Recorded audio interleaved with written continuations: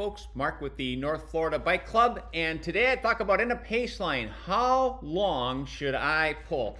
I will tell you, of all the different nuances of riding in a paceline, that is the one that I have found you will get the most answers on what is the right answer, how long should if you ask 5 people, you're probably gonna get 10 different answers, more so than anything else I have found. So I'm gonna make this statement, and then I'll tell you why. I think shorter is better. But as I said, that's not every single time. There's a lot of reasons why a pull might be longer and that might be better. But all things being equal, shorter is better.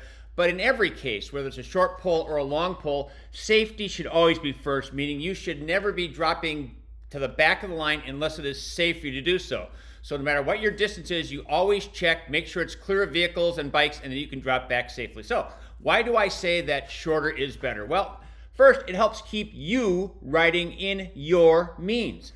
A lot of times I'll see people that they just pull so long, I can't tell you how often I've heard somebody dropping back, go, whew, that's it, I'm done. And they are done because 2 minutes later we've dropped them because they can't hold it anymore. Or they're up front and they hold the pace and they drop back and they hold the pace and they drop back, and that causes yo-yoing in the line. So when you do a shorter pull, you're almost guaranteed you're going to be riding within your means and not going for too long, which is difficult to tell.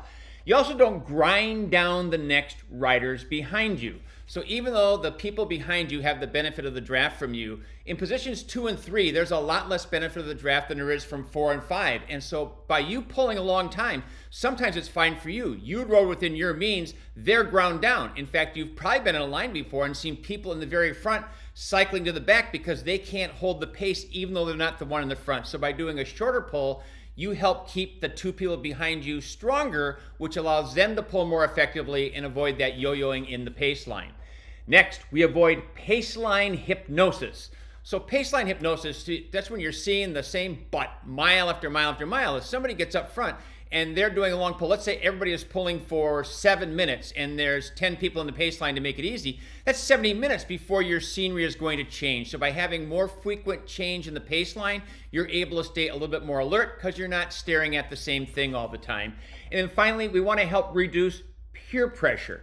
And what I mean by that is, if you're up in the front and you're pulling for a long time, especially if you're one of the more respected riders, other people tend to think that's what they need to do too.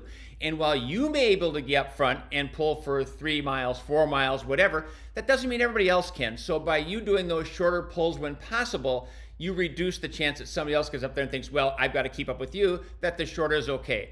So again, I think shorter is better. It's not the only answer. There are many times where shorter isn't going to be good, but all things being equal, a shorter pull is better.